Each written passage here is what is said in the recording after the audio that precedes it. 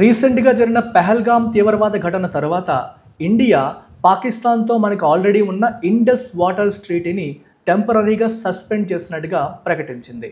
అసలు ఈ Indus waters treaty ఏంటి, దీని బ్యాక్గ్రౌండ్ ఏంటి, దీని కథ ఏంటి, అలాగే ఈ ట్రీటీని సస్పెండ్ చేయడం ద్వారా ఇండియా ఎటువంటి ప్రెషర్ పాకిస్తాన్ పైన పెట్టబోతోంది అనేది మనం చూద్దాము.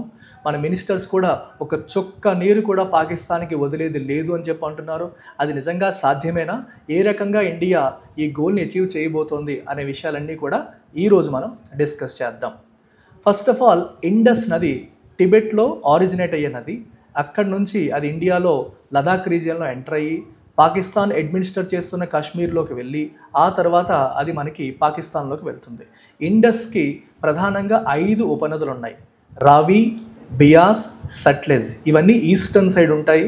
అలాగే వెస్టర్న్ సైడ్ వచ్చేసి Jhelum and Chenab. So Indus river system అన్నప్పుడు ఇండస్ నది మరియు దాని యొక్క ఈ 5 ఉపనదులు కూడా దాని కిందకి వస్తాయి.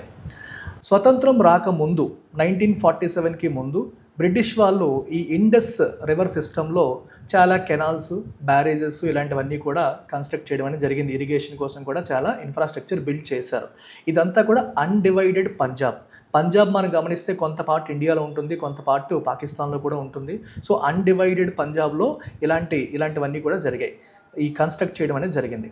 ఎప్పుడైతే డివిజన్ జరిగిందో మనకి హెడ్ వర్క్స్ అన్నీ మన వైపు వచ్చేసాయి. హెడ్ వర్క్స్ అంటే డ్యామ్లు, లేకపోతే వాటిని కంట్రోల్ చేసే రెగ్యులేటరీ ఎక్విప్మెంట్, ఇదంతా మన వైపు వస్తే యాక్చువల్ కెనాల్స్, ఫీడింగ్ రీజన్స్ అన్నీ కూడా పాకిస్తాన్కి వెళ్ళిపోయాయి. సో ఇన్ఫ్యాక్ట్ పంజాబ్ కూడా 2 ముక్కలుగా విడిపోయింది. సో ఇండియాలో ఒక పంజాబ్ ఉండింది, పాకిస్తాన్లో ఇంకో పంజాబ్ ఉండే పరిస్థితి మనకి వచ్చింది. సో పాకిస్తాన్ అనేది కంప్లీట్గా ఇండస్ రివర్ మీద డిపెండ్ అయ్యే country. In fact Indus river system contributes 25% to Pakistan GDP. అంటే అర్థం చేసుకోవచ్చు ఇండస్ పైన పాకిస్తాన్ ఎంతగా డిపెండ్ అవుతుందో. అట్లాంటి డిపెండెన్సీ ఉన్న పాకిస్తాన్ ఈ డివిజన్ తర్వాత కొంత సఫర్ అయింది. ఎందుకంటే కంట్రోల్స్ అన్నీ ఇండియా వైపు ఉన్నాయి. సో ఇండియా ఒకవేళ వాటర్ ఆపేస్తే పాకిస్తాన్కి వాటర్ లేని సిచ్యువేషన్ అనేది వచ్చేసింది. సో పాకిస్తాన్ దీని ఒక ఇంటర్నేషనల్ ఇష్యూగా చేయడానికి ప్రయత్నం చేసింది. 2 దేశాల మధ్య నెగోషియేషన్స్ జరిగాయి. దీన్ని ఎలా సార్ట్ అవుట్ చేసుకోవాలని ఎంత చేసినప్పటికీ కూడా సొల్యూషన్ అనేది దొరకలేదు. చివరికి వరల్డ్ బ్యాంక్ అనేది నేను ఇద్దరి మధ్య మీడియేట్ చేస్తానని చెప్పి ముందుకొచ్చింది. ఇనీషియల్గా ఇండియా, పాకిస్తాన్ హెజిటేట్ చేసినప్పటికీ తర్వాత వరల్డ్ బ్యాంక్ మీడియేషన్కి 2 దేశాలు కూడా అగ్రీ అయ్యాయి. అలా 1951లో వరల్డ్ బ్యాంక్ సీన్లోకి ఎంటర్ అయింది. సుమారు 9 సంవత్సరాల నెగోషియేషన్స్ తర్వాత 1960లో ఈ ఇండస్ వాటర్స్ ట్రీటీ పైన సంతకాలు చేయడం అనేది జరిగింది. సో సంతకాలు చేసింది ఇండియా వైపు నుంచి జవహర్లాల్ నెహ్రూ, పాకిస్తాన్ వైపు నుంచి అయూబ్ ఖాన్, అలాగే వరల్డ్ బ్యాంక్ ప్రతినిధులు కూడా దీనిపైన సంతకాలు చేశారు. చివరిగా ఏం తేల్చారంటే ఈస్టర్న్ ఫ్లోయింగ్ రివర్స్ అయిన రావి, సట్లెజ్ అండ్ మనకి బియాస్ పైన ఇండియాకి పూర్తిగా హక్కులు ఉంటాయని చెప్పారు. వెస్టర్న్ ఫ్లోయింగ్ రివర్స్ అయిన ఇండస్, ఝీలం అండ్ చినాబ్ పైన పాకిస్తాన్కి హక్కులు ఉంటాయి. అంటే ఎక్స్క్లూజివ్ రైట్స్ ఏమీ కాదు. ఈస్టర్న్ రివర్స్ పైన ఇండియాకి ఎక్స్క్లూజివ్ రైట్స్ ఉంటాయి, కానీ వెస్టర్న్ రివర్స్ పైన పాకిస్తాన్కి ఎక్స్క్లూజివ్ రైట్స్ కాదంటే ఇండియాకి కూడా కొంత రైట్స్ ఉంటాయి. ఇండియా కూడా ఆ నదీ జలాలను ఉపయోగించుకోవచ్చు, కాకపోతే పాకిస్తాన్కి వెళ్ళే ఫ్లో అనేది ఆగకూడదు, ఆల్టర్ అవ్వకూడదు అని ప్రధానంగా ఇండస్ వాటర్స్ ట్రీటీలో చెప్పిన విషయం.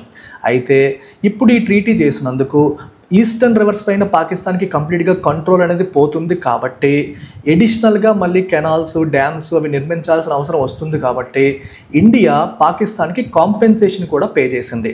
సుమారు 62 మిలియన్ బ్రిటిష్ పౌండ్స్ పాకిస్తాన్కి ఇండియా కాంపెన్సేషన్గా పే చేయడం అనేది జరిగింది.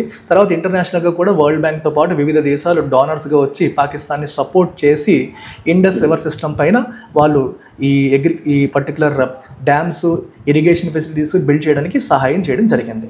సో ఈ రకంగా ఇండియా కూడా ఒక రకంగా 62 మిలియన్ పౌండ్స్ పాకిస్తాన్కి కాంపెన్సేషన్ కింద ఇవ్వడం కూడా జరిగింది as part of Indus waters treaty. అయితే ఈ ఇండస్ వాటర్స్ ట్రీటీలో ఎగ్జిట్ క్లాజ్ అనేది లేదు.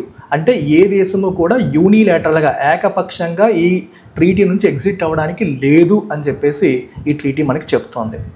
సో 2 దేశాల మధ్య కూడా 1960 తర్వాత రకరకాల యుద్ధాలు జరిగాయి. 1965లో ఒక వార్ జరిగింది, 1970స్లో ఒక వార్ జరిగింది, తర్వాత కార్గిల్ వార్ జరిగింది, ఊరి ఘటన 2016లో జరిగింది, పుల్వామా 2019లో జరిగింది. ఇన్ని సంఘటనలు జరిగిన తర్వాత కూడా ఎప్పుడు కూడా ఇండస్ వాటర్ స్ట్రీట్ అనేది సస్పెండ్ అవ్వలేదు. ఎన్నాళ్ళకి కూడా ఫంక్షనింగ్గానే ఉంది. అది ఒక రకంగా ఇండస్ వాటర్ స్ట్రీట్ యొక్క గొప్పతనంగా చెప్తారు. ఒక థర్డ్ పార్టీ మీడియేషన్లో వచ్చిన ఒక ఒప్పందం ఎన్నో యుద్ధాలు, ఎంత హాస్టైల్ ఎన్వైర్న్మెంట్ ఉన్నప్పటికీ కూడా తట్టుకొని నిలబడింది అని చెప్పేసి అంటారు. అయితే దీనికి ప్రధాన కారణం ఇండియా యొక్క మంచితనం. ఆబ్వియస్గా ఇండియా చాలా పేషెంట్గా ఉంది కాబట్టి ఎన్ని కవ్వింపు చర్యలు పాకిస్తాన్ చేసినప్పటికీ కూడా ఈ వాటర్ స్ట్రీట్ని ఎప్పటి వరకు ఇండియా సస్పెండ్ చేయలేదు. ఎందుకంటే దీని మీద ప్రజలు ఆధారపడతారు, వాళ్ళు ఇరిగేషన్ కోసం వాళ్ళు ఆధారపడతారు, వాళ్ళ జీవనాధారం దాని మీద డిపెండ్ అయి ఉంది. కాబట్టి ఒక హ్యుమానిటేరియన్ యాంగిల్లో ఇండియా ఎప్పుడు కూడా ఈ వాటర్ స్ట్రీట్ని ఇప్పటి వరకు సస్పెండ్ కూడా చేయలేదు. అయితే ఈ వాటర్ స్ట్రీట్లో భాగంగా ఒక కమిషన్ కూడా ఏర్పాటు చేశారు. దాన్ని పర్మనెంట్ ఇండస్ కమిషన్, PIC అంటారు. ఈ కమిషన్లో పాకిస్తాన్ నుంచి, ఇండియా నుంచి ప్రతినిధులు ఉంటారు. ఏదైనా ప్రాబ్లం ఉంటే, ఇష్యూ ఉంటే కమిషన్ డిస్కస్ చేస్తుంది.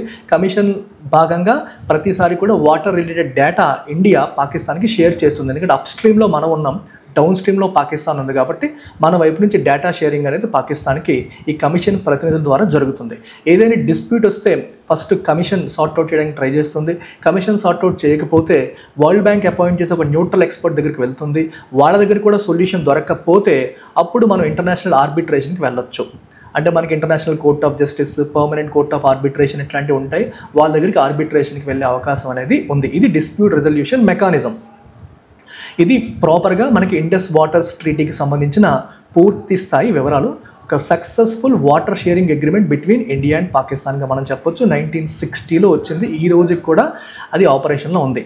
అయితే ఇన్ని రోజులు అయినప్పటికీ కూడా పాకిస్తాన్ తన పద్ధతి మార్చుకోకపోవడం, అదే పనిగా కవ్వింపు చర్యలు చేయడం, క్రాస్ బోర్డర్ టెర్రరిజంని ప్రోత్సహించడం వల్ల ఇండియా ఈ ట్రీటీని ఇప్పుడు సస్పెండ్ చేస్తున్నట్టుగా ప్రకటించడం జరిగింది. అయితే సస్పెండ్ చేసి ఇమీడియట్గా పాకిస్తాన్కి వెళ్ళే వాటర్ ఫ్లోని మనం ఆపగలుగుతామా, దానికి ఏమైనా టైం పడుతుందా, ఏ రకంగా ఇండియా పాకిస్తాన్కి వెళ్ళే వాటర్ ఫ్లోని చోక్ చేయగలుగుతుంది అనేది మనం ఇప్పుడు తెలుసుకోవాల్సిన అంశం. ఇండస్ రివర్ సిస్టమ్ నుంచి పాకిస్తాన్కి వెళ్ళే వాటర్ని ఆపడానికి ఇండియా 3 స్టెప్ స్ట్రాటజీని ఎంచుకుంది. దీంట్లో short term measures, mid term measures మరియు లాంగ్ టర్మ్ మెజర్స్ ఉంటాయి. షార్ట్ టర్మ్ మెజర్స్లో భాగంగా India desilting of reverse take up చేసింది. అలాగే డేటా షేరింగ్ అనేది కంప్లీట్గా ఆపేసింది. సో రివర్కి సంబంధించి, వాటర్కి సంబంధించిన డేటా అనేది పాకిస్తానీ ప్రతినిధులతో ఇకపై షేర్ చెయ్యము అని చెప్పడం జరిగింది. మరియు డీసిల్టింగ్ అంటే రివర్లో పేరుకుపోయిన సెడిమెంట్స్ని రిమూవ్ చేయడం. వీటి వల్ల వాటర్ స్టోరేజ్ కెపాసిటీ అనేది పెరుగుతుంది. రిజర్వాయర్స్లో స్టోర్ చేయడానికి అనువైన విధంగా అది మారుతుంది. సో ఈ రకంగా డీసిల్టింగ్ అనేది ఫస్ట్ స్టెప్గా తీసుకోవచ్చు. మిడ్ టర్మ్కి వచ్చేసరికి చాలా రిజర్వాయర్స్ కన్స్ట్రక్ట్ చేయడం, డ్యామ్స్ కన్స్ట్రక్ట్ చేయడం, డైవర్షన్ ప్రాజెక్ట్స్ని టేకప్ చేయడం. అంటే వాటర్ అనేది పాకిస్తాన్ నుంచి ఇండియాకి డైవర్ట్ అయ్యేలాగా రిజర్వాయర్స్ని, డ్యామ్స్ని, ఇరిగేషన్ ఫెసిలిటీస్ని ఇండియాలోనే కన్స్ట్రక్ట్ చేయడం ద్వారా, ఎస్పెషల్లీ వెస్టర్న్ రివర్స్ పైన, ఎందుకంటే వెస్టర్న్ రివర్స్ పాకిస్తాన్కి అలొకేట్ చేయబడ్డాయి కాబట్టి వెస్టర్న్ రివర్స్ అయిన ఇండస్, జీలం, చీనా పైన ఇటువంటి ప్రాజెక్ట్స్ని బిల్డ్ చేయడం ద్వారా ఇండియా పాకిస్తాన్కి వెళ్ళే వాటర్ ఫ్లోని తగ్గించడానికి ప్రయత్నం చేస్తుంది. లాంగ్ టర్మ్లో పెద్ద పెద్ద ప్రాజెక్ట్స్, ఇంకా పెద్ద డ్యామ్స్, హైడ్రో ఎలక్ట్రిక్ పవర్ ప్లాంట్స్తో పాటు కంప్లీట్గా ఈ ఇండస్ వాటర్ స్ట్రీట్ నుంచి ఎగ్జిట్ అవ్వడానికి ఉన్న లీగల్ ఆప్షన్స్ ఏంటి అనే దాన్ని కూడా ఇండియా అన్వేషిస్తుంది.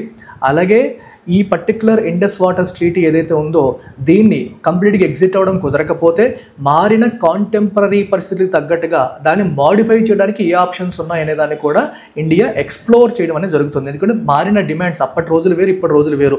సో మారిన దాని ప్రకారం దీన్ని మాడిఫై చేయాలంటే ఏం చేయాలి అనే విషయంలో కూడా లీగల్ ఆప్షన్స్ని ఇండియా ఎక్స్ప్లోర్ చేస్తుంది. సో రీఅసెస్మెంట్ ఆఫ్ ట్రీటీ అనేది లాంగ్ టర్మ్ ఆప్షన్గా మనం చెప్పొచ్చు.